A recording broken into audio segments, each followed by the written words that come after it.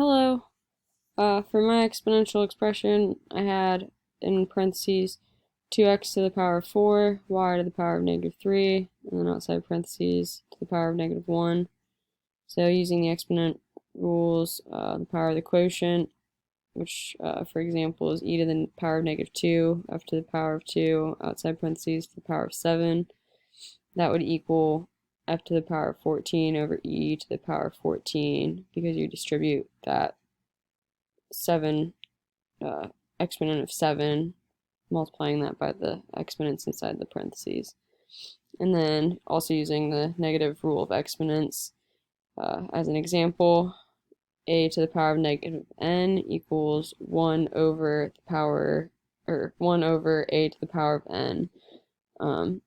So basically, the negative rule of exponents means when you have a negative exponent, if you move that to the opposite side of the fraction bar, it becomes a positive exponent. So you see that down here with my expression 2x to the power of 4, y to the power of negative 3, outside the parentheses to the power of negative 1, equals 2x to the power of 4 times negative 1, y to the negative 3 times negative 1, because you're distributing that negative 1 power to the ones inside the parentheses.